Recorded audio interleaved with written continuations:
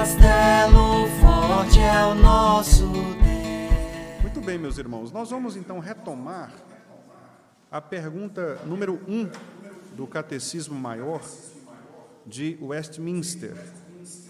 A pergunta número 1 que nós iniciamos na quinta-feira passada. E na quinta-feira passada eu usei boa parte do tempo para fazer uma introdução histórica. E eu disse aos irmãos aqui naquela ocasião como que surgiu a formulação dos nossos símbolos de fé, né? Então, os chamados símbolos de fé de Westminster. São 4. A Confissão de Fé de Westminster, o Catecismo Maior, o Breve Catecismo e o Diretório de Culto. Então, foram documentos elaborados pelos nossos irmãos, chamados puritanos, no século XVII, numa reunião que deu início em 1643, quando eles foram, então, incitados pelo Espírito Santo do Senhor a produzirem documentos que pudessem reafirmar a fé na qual eles estavam fundamentados.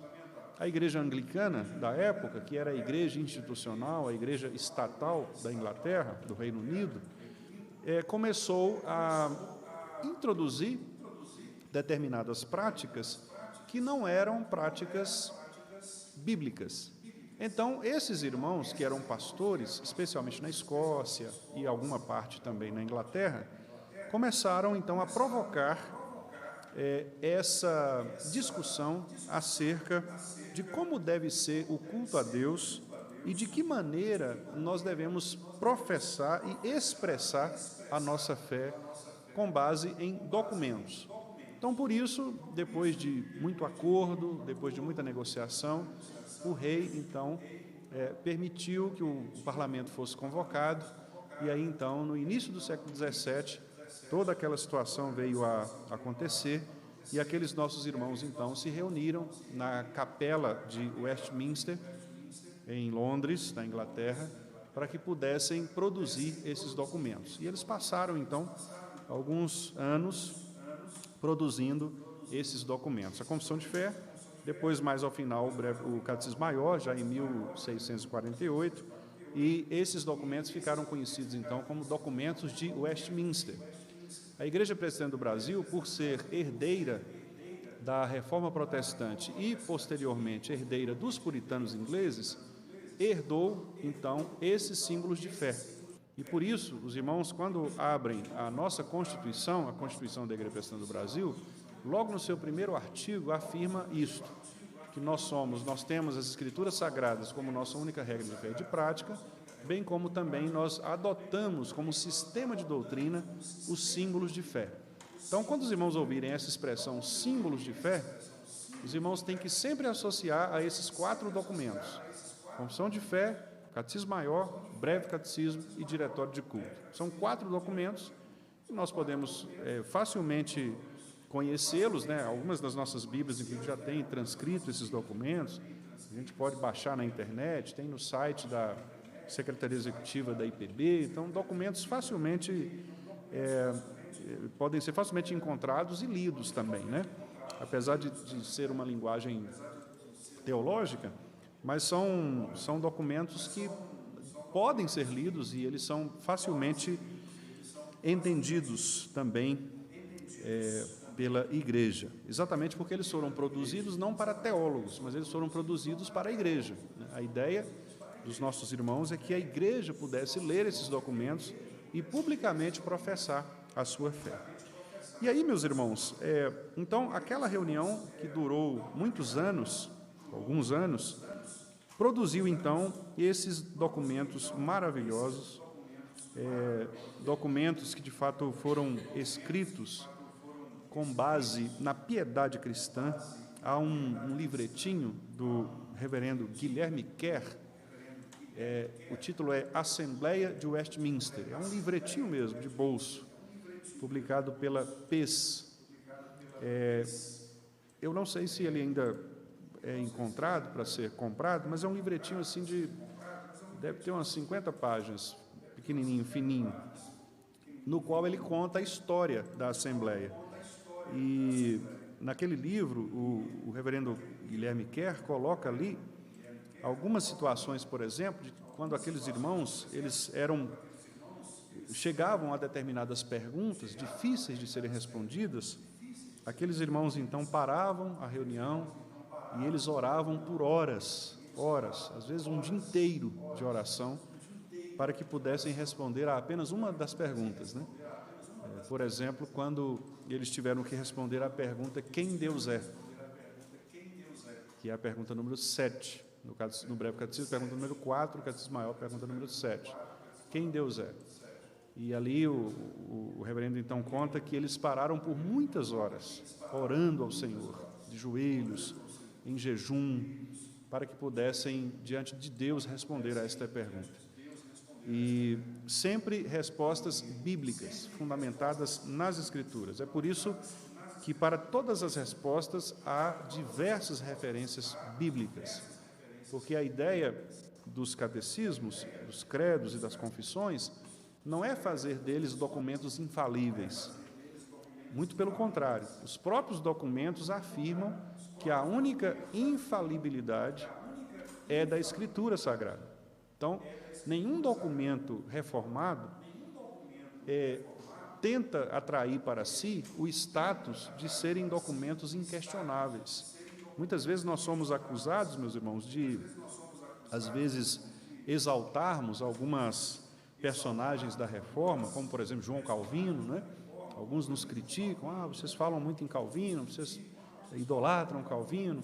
Isso não é uma verdade, né? Calvino, nós entendemos, foi um homem, de fato, espetacular na sua inteligência.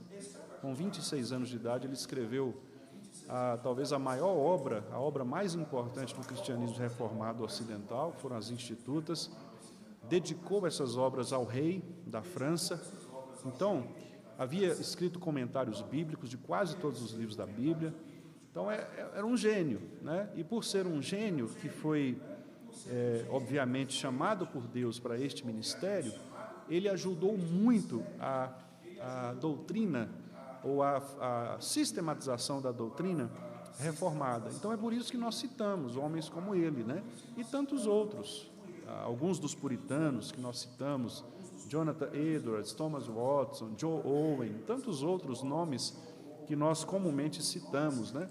Alguns pastores que também foram extremamente influentes na pregação do Evangelho, como Charles Spurgeon, por exemplo, e tantos outros homens, né? Aqui mesmo no Brasil também tivemos irmãos nossos, o próprio Simonton, que foi quem iniciou a Igreja Presbiteriana, José Manuel da Conceição, que foi um padre e depois converteu-se e tornou-se pastor da Igreja Presbiteriana, Blackford, e tantos outros, né, que passaram por aqui ou que deixaram seus legados. Então, são homens de Deus, homens santos, piedosos, estudiosos, grandes teólogos. Então, nós não idolatramos homens, nós não exaltamos nenhum tipo de sistema doutrinário, mas nós reconhecemos quando Deus utiliza estes mecanismos para estruturar, fundamentar e solidificar o conhecimento bíblico. Então, quando nós estudamos os catecismos, nós não estamos, de modo algum, dizendo que os catecismos são mais importantes do que a Bíblia. Muito pelo contrário, como eu disse, os próprios catecismos e credos afirmam que as Escrituras é que são infalíveis. O que eles são, então? Eles são sistemas de doutrina. O que é um sistema? É algo que é didaticamente elaborado, construído, escrito, para que possa nos auxiliar no estudo de alguma matéria. Nesse caso aqui, no estudo da fé. Então, o objetivo de estudarmos os catecismos, os credos e as confissões é exatamente este: conhecer o modo como a fé bíblica cristã ela é estruturada.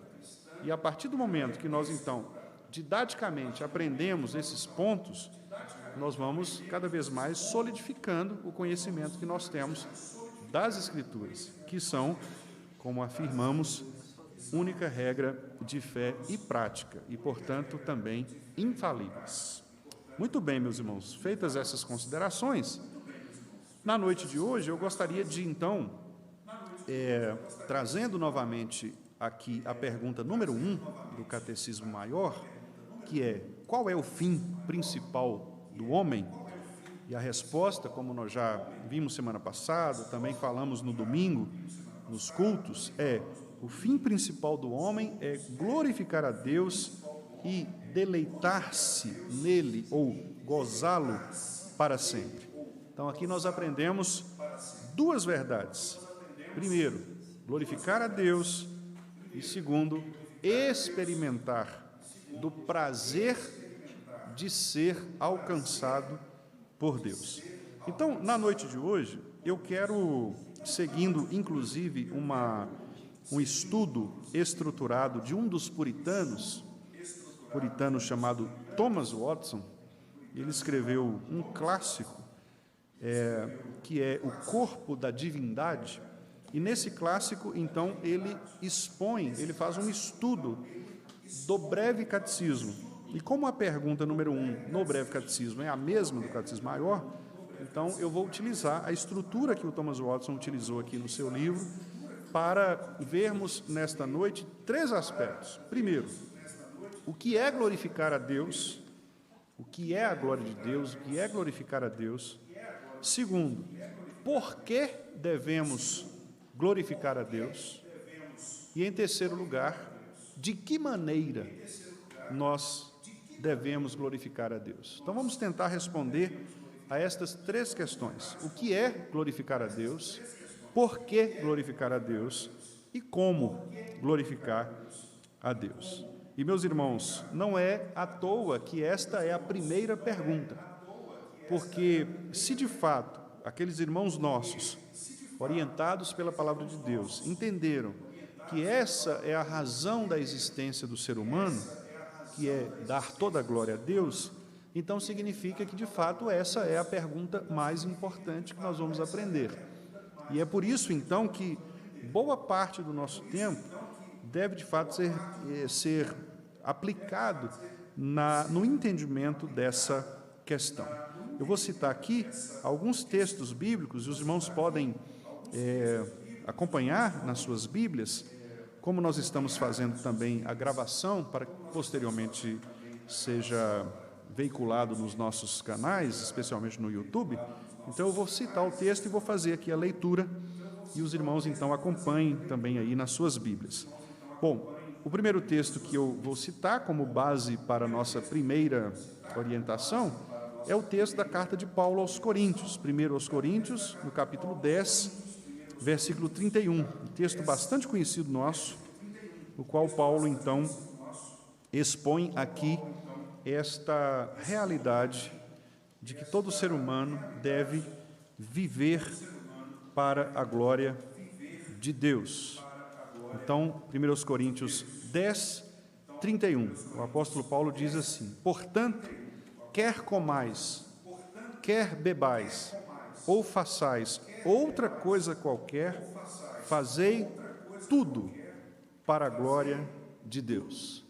Quer comais, quer bebais, ou façais outra coisa qualquer, fazei tudo para a glória de Deus. Observe, os irmãos, que Paulo coloca aqui questões que são questões cotidianas, como o comer e o beber, por exemplo, que são questões fundamentais do ser humano, coisas corriqueiras, todos nós comemos e bebemos.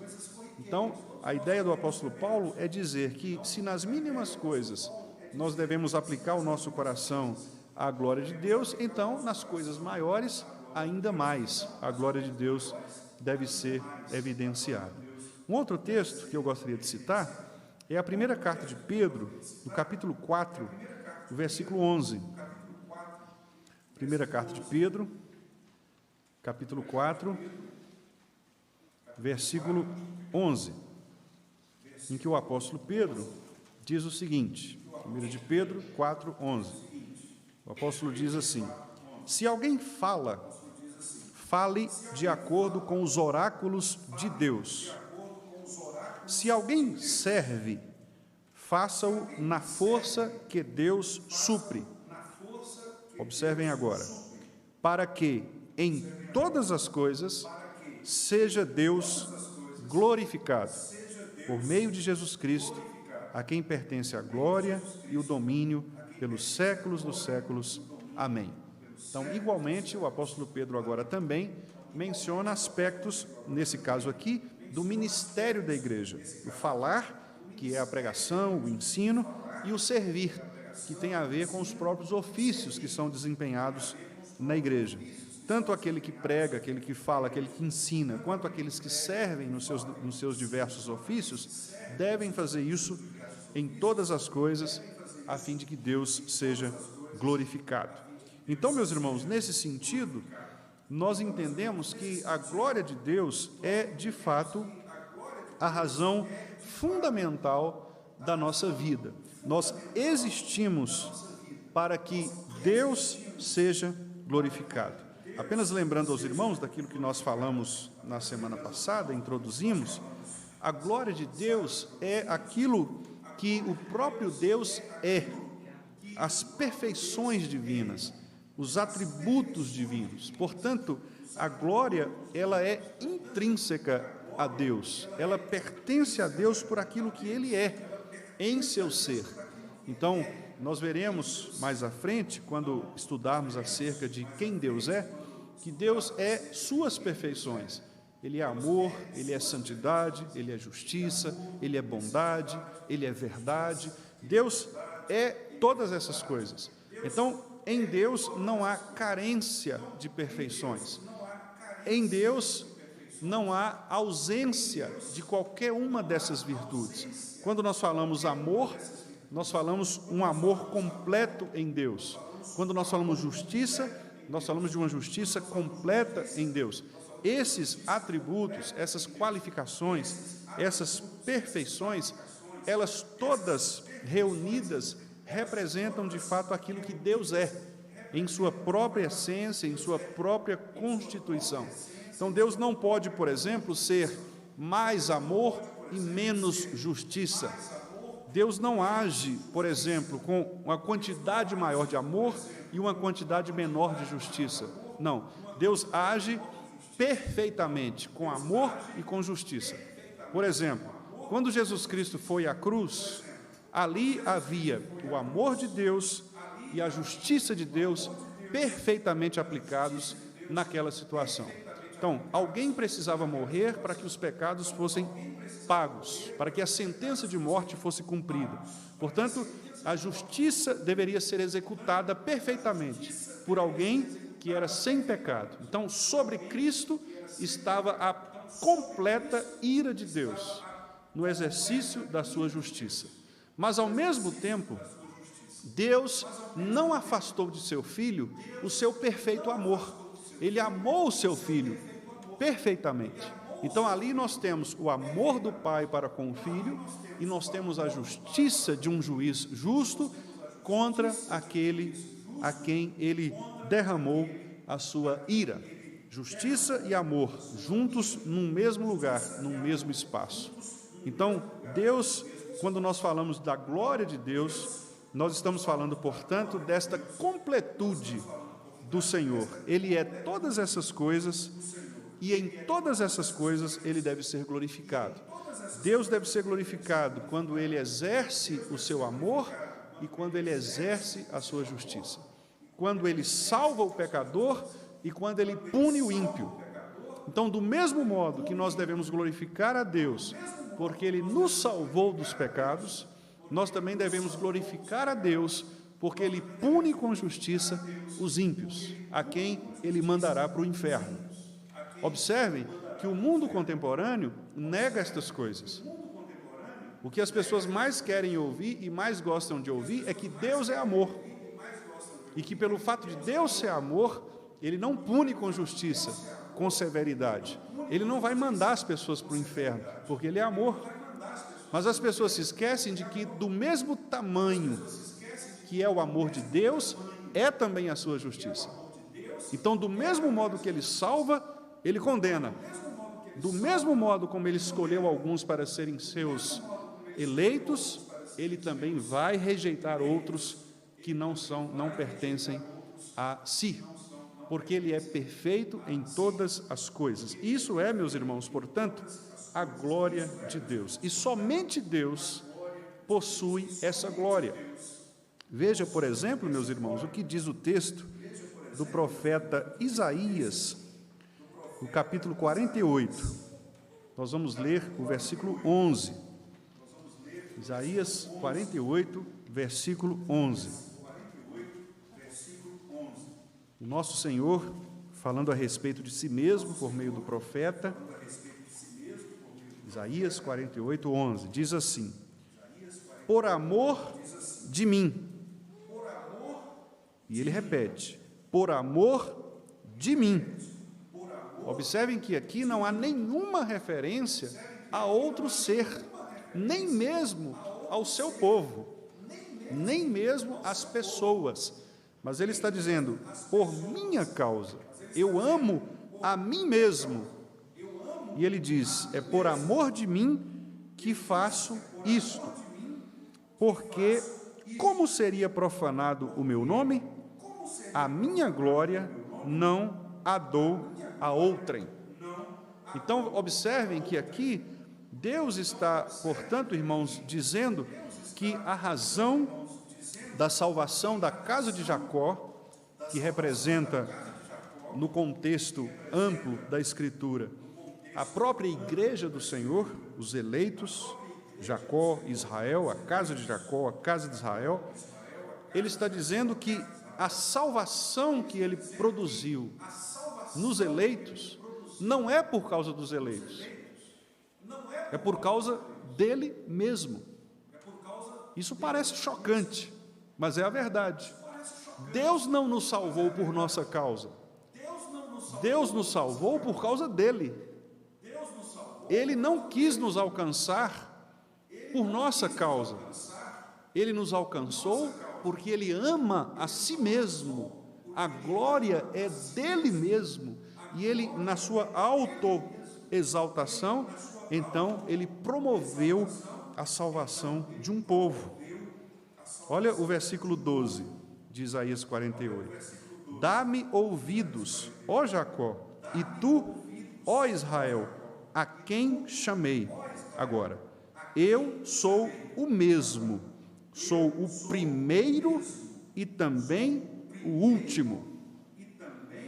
Ele é o início e o fim, o alfa e o ômega. Nele, portanto, todas as coisas estão reunidas, estão contidas. Então, meus irmãos, ao falarmos da glória do Senhor, nós precisamos admitir exatamente que, além desta perfeição intrínseca a Deus, que pertence a Ele somente, por causa desta glória, por causa desta razão, os servos do Senhor, piedosos, alcançados pelo Espírito Santo, eles são então movidos pelo Espírito Santo a tributarem honra e glória somente a Deus. Vejamos, por exemplo, 1 Crônicas, capítulo 16, versículo 29. 1 Crônicas, capítulo 16, versículo 29.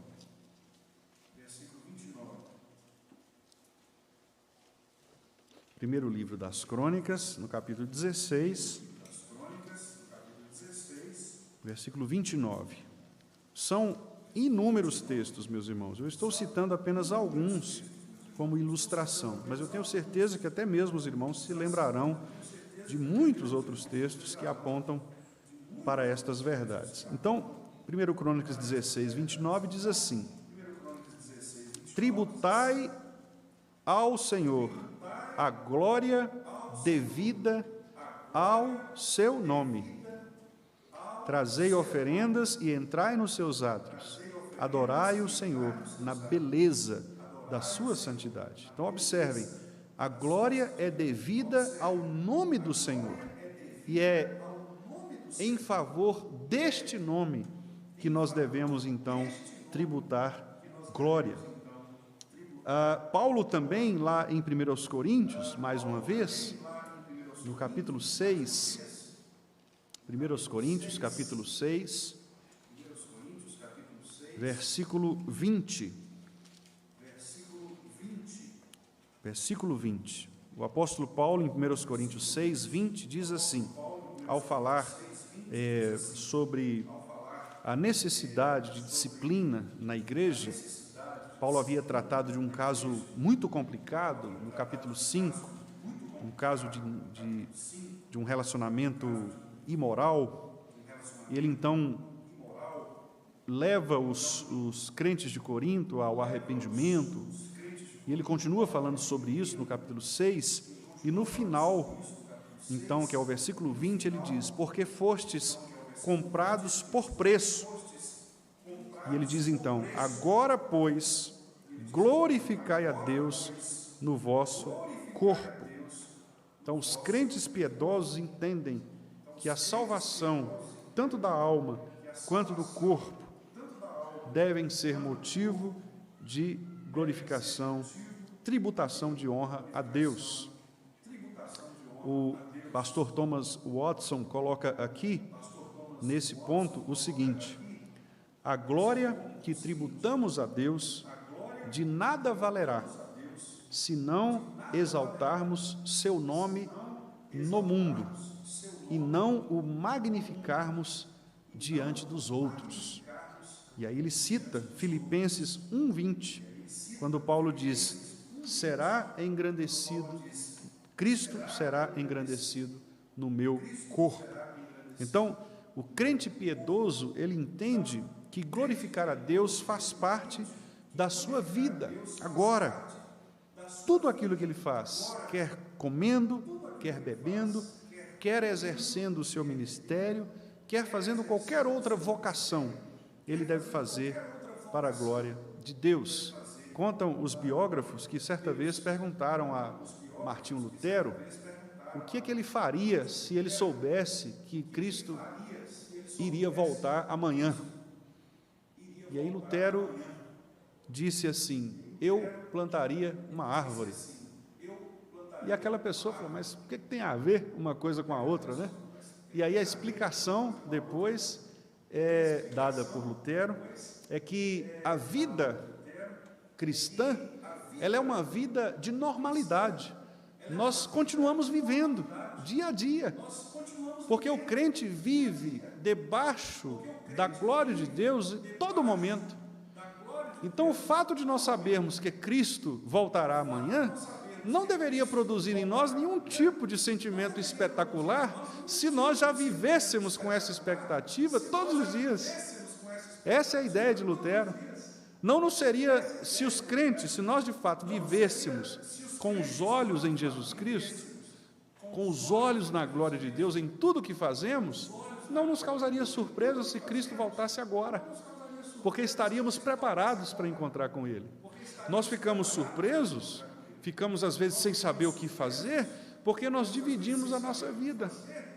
E aí nós temos medo de sermos pegos de surpresa. E quando Jesus voltar, nós estamos fazendo uma outra coisa que não deveríamos estar fazendo.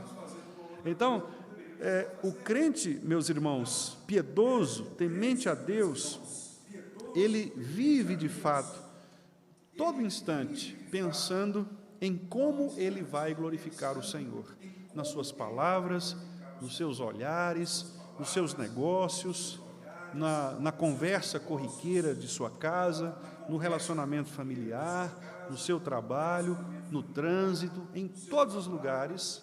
O crente piedoso, ele quer glorificar o Senhor. Então, essa é a tese principal que os nossos irmãos puritanos quiseram deixar claro aqui nesta primeira pergunta.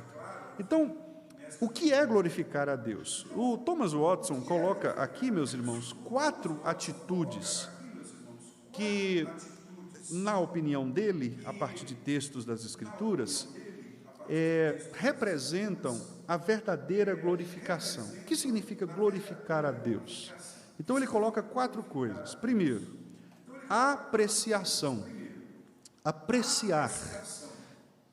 Apreciar o nome de Deus. O que é isso? Glorificar a Deus colocando no lugar mais alto dos nossos pensamentos e tê-lo como uma venerável, uma adorável estima. E nós podemos citar aqui alguns textos dos Salmos, por exemplo. Vamos ver o Salmo 92, versículo 8. Salmo 92, versículo 8. Diz assim, Salmo 92, versículo 8. Tu, porém, Senhor, és o Altíssimo eternamente.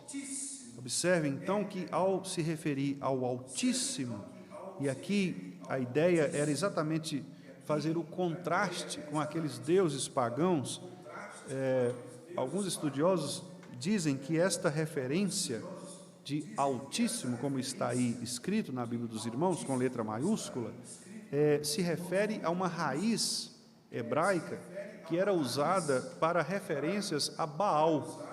Então, Baal era chamado de o Altíssimo, o Grandioso. E aqui o salmista, então, utiliza a mesma expressão, mas agora aplicando ao Deus da aliança, ao Senhor Yahvé. E ele dizendo, tu, porém, és o Altíssimo eternamente. Quer dizer, não há outro Deus além de ti. Salmo 97, versículo 9. A mesma expressão aparece. Pois tu, Senhor, és o Altíssimo sobre toda a terra. Tu és sobremodo elevado acima de todos os deuses. Então, observe, meus irmãos, que aqui a ideia é, de fato, admirar o Senhor pelos seus atributos, é apreciar o Senhor. Nós apreciamos tantas coisas, não é verdade? Nós apreciamos a beleza de uma arquitetura, por exemplo, quando vemos um prédio bem construído, admiramos um carro quando ele nos chama a atenção, admiramos pessoas quando elas nos chamam a atenção pela sua beleza, admiramos roupas, admiramos músicas, admiramos a natureza. O que Deus requer de nós é que nós o admiremos com a grandeza que pertence a Ele somente. Não é apenas um conceito sobre Deus, como alguém que está distante, como alguém que é o nosso par, como alguém que está assentado conosco. Não, meus irmãos, Ele é o Criador do universo. Ele é o dono de cada partícula que é discutida pela ciência. Ele é o dono de cada detalhe de nossa vida, de cada cabelo de nossa cabeça, de cada animal que se move. Deus controla todas essas coisas. Então, glorificar a Deus é apreciar, é parar diante da criação do Senhor, como Ele mesmo fez, no sétimo dia, olhar para trás e dizer, tudo isso é muito bom. Por isso, o culto a Deus no dia do Senhor, meus irmãos, é muito importante. Porque é o dia em que nós nos descansamos das demais atividades, nos concentramos no ser de Deus, no culto a Deus, e então nós devotamos, nós nos rendemos, nós nos ajoelhamos diante das perfeições do Senhor. Olhamos para trás na semana que trabalhamos, conseguimos observar as bênçãos que Deus nos deu, e agora nós dizemos, louvado seja o Senhor, Tu és o Altíssimo eternamente. Este é o culto que nós devemos prestar ao Senhor. A segunda atitude que o Thomas Watson coloca aqui, que representa o que é glorificar a Deus, é o que nós chamamos de adoração. E o que é adoração? A adoração, meus irmãos, ela pode ser entendida de dois modos. Pode ser uma reverência de honra a pessoas que são importantes, então, uma espécie de veneração, uma espécie de consideração, e ela pode ser também exclusivamente uma prerrogativa real, ou seja, nós estamos diante não apenas de uma pessoa importante, mas estamos diante da única pessoa importante. Vamos ver, por exemplo, alguns textos. Salmo 29, versículo 2. Nós até lemos esse trecho lá em Crônicas, e ele se repete aqui no Salmo 29. Salmo 29, versículo 2 diz assim: tributai ao Senhor a glória devida ao seu nome.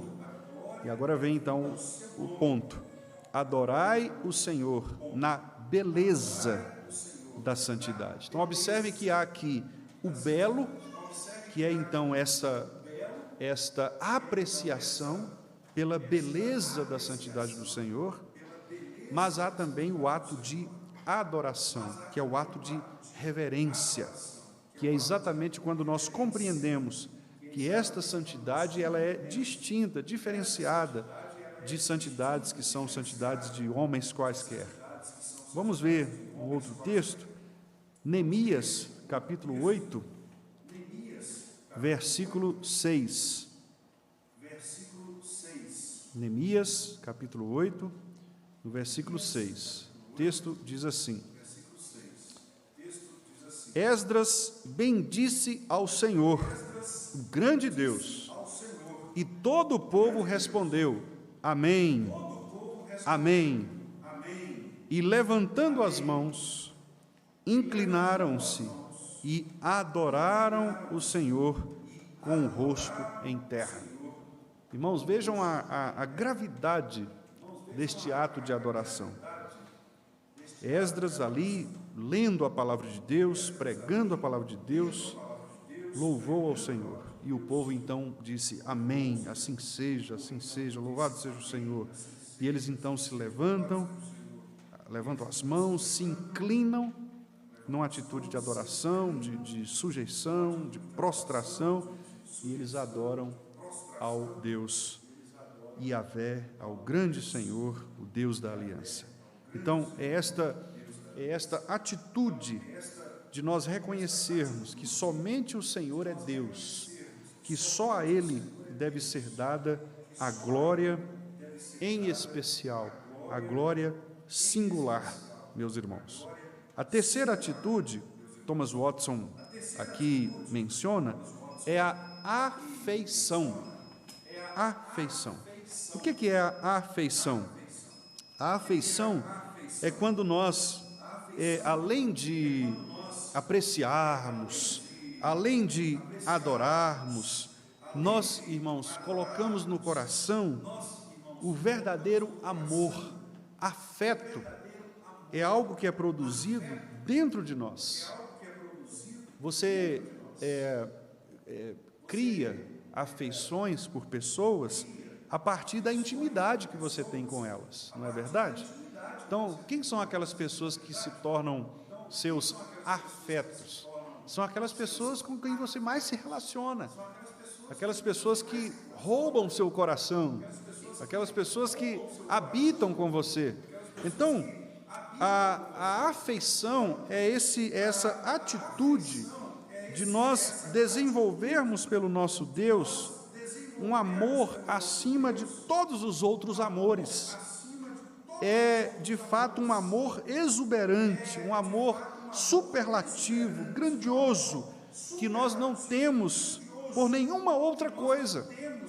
Foi aquilo que Jesus disse: se você não é capaz de deixar pai, mãe, filho, se você não me amar mais do que a eles, você não é digno de mim.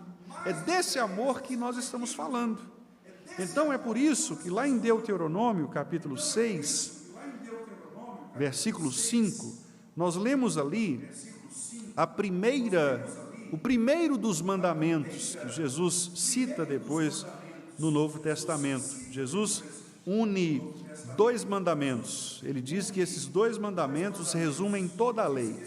Aqui em Deuteronômio 6, 5, nós temos o primeiro desses mandamentos, que é: amarás, pois, o Senhor teu Deus de todo o teu coração, de toda a tua alma e de toda a tua força. O que mais chama a atenção aqui neste versículo é exatamente a palavra toda. O que o nosso Deus exige de nós é todo o nosso ser. Nós não podemos, portanto, entregar o nosso coração a Deus sem entregar a nossa mente a Deus. É por isso, meus irmãos, que doutrinas falsas, raciocínios falsos, pensamentos falsos, eles não glorificam a Deus. Não importa se eu tenho sinceridade no coração, mas faço isso a partir de um entendimento equivocado, errado da doutrina. Não pode haver essa desconexão. Se eu adoro a Deus do modo que Deus não ordena, se eu adoro a Deus de acordo com as minhas invenções, com a minha maneira de pensar, isso está errado. E Deus não aceita essa adoração. Por quê? Porque nós devemos amar o nosso Deus integralmente, mente e coração. Eu tenho que saber a respeito de Deus o que de fato Ele é. E a partir do que eu sei sobre Deus, eu o adoro como Ele é. Por isso que doutrinas falsas são tão perniciosas na vida da igreja e do povo de Deus. Por isso que o apóstolo Paulo, ao ordenar a eleição de presbíteros nas igrejas, ele disse que os presbíteros deveriam ser capazes de expulsar do meio deles as falsas doutrinas, os falsos mestres. Por quê? Porque naquela época muitas falsas doutrinas estavam entrando na igreja. E se porventura uma falsa doutrina entrasse numa igreja, faria um estrago ali. Então Paulo disse: olha, vocês são aqueles que são responsáveis por vigiar o que está se ensinando na igreja. E vocês têm que fazer calar. Paulo usa essa expressão. Vocês devem fazê-los calar, caso eles ensinem doutrinas falsas. Então, meus irmãos, por quê? Porque nós devemos amar o Senhor com a mente e com o coração. O nosso amor pelo nosso Deus deve ser todo o coração, toda a alma, toda a força.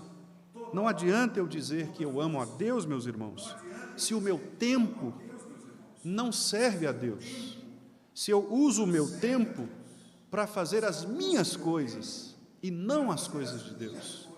Não adianta eu dizer que eu amo a Deus se o meu bolso não serve a Deus, se eu quero controlar as minhas finanças, roubar do Senhor os dízimos, por exemplo. Não adianta eu dizer que amo a Deus se eu quero agir como Deus. Deus nos quer todo, integralmente. O meu tempo é de Deus, os meus recursos financeiros são de Deus, meus talentos são de Deus, tudo que eu tenho é de Deus. Por isso Davi disse: quem sou eu ou quem é o meu povo, Senhor, para dar ao Senhor algo voluntariamente? Porque tudo que nós temos vem de Ti e das Tuas próprias mãos é que nós te damos. Não foi isso que Davi orou? Então, tudo o que temos, sejam os nossos talentos, seja o nosso tempo, seja a nossa inteligência, seja os nossos recursos, quaisquer coisas, devemos fazer para a glória do Senhor. Do Senhor. Quarto lugar, meus irmãos, ou quarta atitude, é a sujeição. Sujeição. Como que nós glorificamos? O que é glorificar a Deus? É sujeitar-se a Ele. Meus irmãos, alguns pastores atualmente têm destacado esta dificuldade que muitos de nós temos em relação a vermos o nosso Senhor Jesus Cristo como o nosso Senhor. Quase sempre, nas igrejas evangélicas, Jesus Cristo tem sido exaltado, como de fato Ele é, como o nosso Salvador. E de fato Ele é o nosso Salvador. Como o nosso Redentor. E de fato Ele é o nosso Redentor. Mas pouco se tem falado sobre o fato de Jesus ser o nosso Senhor. E o fato de Ele ser nosso Senhor significa que a nossa vida deve ser controlada pelas suas palavras, pelas Escrituras. Nós vamos ver na segunda pergunta do Catecismo Maior, a segunda pergunta trata exatamente disso. A segunda pergunta é: que regra Deus nos deu na maneira de o glorificar e gozar? E a resposta é: as Sagradas Escrituras. Portanto, quando eu adoro a Deus, quando eu glorifico a Deus, eu preciso reconhecer que Ele é o meu Senhor. E isso significa dizer, meus irmãos, que eu tenho que dobrar os meus joelhos diante dEle e que eu tenho que dispor o meu coração à obediência. Por isso que muitas vezes nós temos dificuldades com esse aspecto, porque o nosso pecado nos engana e ele nos faz pensar que nós somos deuses, que nós somos donos de nós mesmos, donos da nossa própria vontade. Mas essa não é a verdade, meus irmãos. A verdade é que o Senhor Jesus Cristo, Ele é o nosso dono, nós pertencemos a Ele, nós somos súditos do seu reino, nós fomos transportados do império das trevas para o império do reino do Filho, o Filho do seu amor.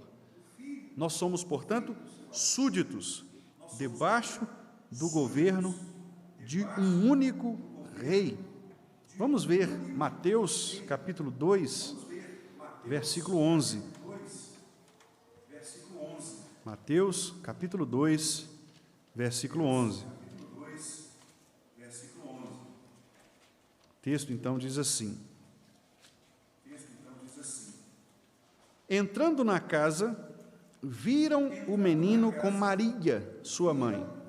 Prostrando-se, o adoraram. E, abrindo seus tesouros, entregaram-lhe suas ofertas: ouro, incenso, mirra. Aqui, aquele episódio conhecido, né, dos reis que foram, então, adorar o Senhor Jesus. Observem que eles o adoraram como rei. Eles se prostraram. E esta atitude de prostração era uma atitude digna apenas para o rei, para o imperador. Então, meus irmãos, a sujeição é também uma atitude de quem glorifica a Deus. Então, repetindo, 4 atitudes que representam o que significa glorificar a Deus. Primeira, apreciação. Nós contemplamos, apreciamos, boquiabertos, a beleza do nosso Senhor, o seu amor, a sua justiça, como o nosso Deus é belo, como o nosso Deus é amor, como o nosso Deus é justiça, não é? Os irmãos devem observar, por exemplo, quando nós fazemos as nossas orações na igreja. Nós temos uma tendência, meus irmãos, de, em nossas orações, quase sempre nos esquecermos desta parte. E nós, às vezes, falamos ali uma frase inaugural, mas depois, logo em seguida, vamos pedindo a Deus as coisas, não é? Mas lembrem-se de que o nosso Senhor nos ensinou na oração que a primeira coisa que nós fazemos é adorar o Senhor. Pai nosso, que estás nos céus. Portanto, quando nós orarmos, devemos nos lembrar de apreciar o Senhor. Ó Deus, Tu és grande, Tu és altíssimo, Tu és justiça, amor, misericórdia, santidade. Essa é a primeira atitude, irmãos, apreciar o nosso Deus. Segunda, adorar, adoração, que é então reconhecer quem Deus é, tributando a Ele a glória devida ao seu nome. Só a Ele pertence a verdadeira adoração. A terceira atitude, afeição, que é aquele amor que nós sentimos maior do que o amor por qualquer outra coisa. Aqueles irmãos que gostam de leituras diversas, há um livro muito interessante do C.S. Lewis, que se chama Os Quatro Amores. E nesse livro, inclusive, Lewis faz essa essa distinção belíssima, né, entre os amores que nós podemos demonstrar nos nossos relacionamentos. Os irmãos que desejarem aí fazer essa leitura, os que gostam de ler nesse tipo de literatura, é muito interessante. E esse amor pelo Senhor, essa afeição, é uma afeição distinta, uma afeição maior do que todas as coisas. O amor de todo o coração, de toda a alma e de toda a força. E 4 e último, a sujeição, que é reconhecer o nosso Senhor como Senhor, como o meu Rei, como o meu dono, e por isso eu tenho que estar sempre disposto a dizer: Senhor, eis-me aqui, faça na minha vida aquilo que o Senhor quer, como dono dela que o Senhor é. O meu coração, Senhor, te entrego, pronta e sinceramente. Esta frase foi uma frase dita por João Calvino, quando ele relutava para voltar a Genebra. Ele tinha sido expulso, perseguido, fugiu de Genebra, debaixo de perseguição, e depois, convencido por um amigo pastor, Guilherme Farel, ele então se dispôs meio sem entender o propósito de Deus, mas a única frase dele foi esta: Senhor, o meu coração te entrego, pronta e sinceramente. Ali, aquele servo de Deus reconhecia que o Senhor era de fato o seu Senhor, e que se Deus o havia chamado, ele então faria a vontade de Deus. Irmãos, lembremos-nos, portanto, apreciar, adorar, ter afeto e se sujeitar. Então, apreciação, adoração, afeição e sujeição. Essas são as 4 atitudes de um coração que glorifica o Senhor. Bom, nós não vamos poder falar por causa do tempo, né? Mas na quinta-feira que vem, se Deus quiser, nós continuaremos ainda nesta pergunta, e aí nós trataremos então por que devemos glorificar a Deus. E aí eu vou apresentar para os irmãos também vários pontos aqui, vários argumentos do porquê nós devemos adorar o Senhor. E depois, maneiras de glorificar o Senhor. Também veremos vários outros pontos aqui de adoração. Mas eu gostaria de encerrar, meus irmãos, lendo aqui com vocês o salmo muito conhecido nosso, o salmo número 100. Salmo número 100. Este salmo é também uma boa ilustração, um bom exemplo do que significa um coração adorador. Ele reconhece quem é o Senhor, ele demonstra como o Senhor deve ser adorado e o porquê o Senhor deve ser adorado. Salmo 100. Celebrai com júbilo ao Senhor todas as terras. Então, aqui, o aspecto da celebração, do culto, da adoração. 2. Servi ao Senhor com alegria, apresentai-vos diante dele com cântico. O aspecto, então, do serviço ao Rei, da sujeição, da verdadeira disposição do coração de obedecer a esse Deus que é digno de adoração. E ele diz: sabei que o Senhor é Deus. Foi Ele quem nos fez, Ele é o Criador. Dele somos, nós pertencemos a Ele, somos súditos do seu reino, somos o seu povo e rebanho do seu pastoreio. Por isso, então, o que é que nós devemos fazer? Adorá-lo. Entrai por suas portas com ações de graças e nos seus átrios, ou seja, naquele lugar mais interno, naquele lugar mais profundo, naquele lugar em que só os amigos podem entrar, nos átrios, louvemos com hinos de louvor. Rendei-lhe graças e bendizei-lhe o nome. Por quê, meus irmãos? Porque o Senhor é bom. Veja o atributo aí, veja a apreciação. Eu amo aquilo que Deus é, e Deus é bom. A sua misericórdia dura para sempre, Ele é misericordioso, e de geração em geração a sua fidelidade. Então, observem, existe a apreciação por aquilo que Deus é. Ele é bom, Ele é misericordioso, Ele é fiel. Existe aqui o ato de adoração, entrai pelas portas com ações de graças, entre ali no íntimo com louvor. Existe aqui o aspecto da afeição, porque eu canto ao Senhor com alegria, eu me apresento diante dele com cântico, ou seja, eu devoto o meu coração, meu tempo, meus talentos, minha disposição ao Senhor. E existe aqui a sujeição, o reconhecimento de que ele é Deus, versículo 3, de que ele é Senhor, de que ele é Deus, de que nós somos dele, somos o seu povo e ele é o nosso pastor, ele é o nosso rei. Então, meus irmãos, que Deus nos abençoe para que estas 4 atitudes possam ficar gravadas no nosso coração. O que é glorificar ao Senhor? Apreciação pelo que ele é, adoração pelo que ele é, afeição do nosso coração em relação a ele e sujeição da nossa vida a Deus. Que Deus tenha misericórdia de nós, de mim, dos irmãos, e nos abençoe, e nos fortaleça pela graça, para que a gente possa, meus irmãos, ainda pecadores como somos, imperfeitos, limitados, cambaleantes muitas vezes, que nós possamos, pelo Espírito Santo do Senhor, sermos direcionados a glorificar a Deus em todas as coisas. Amém, meus irmãos.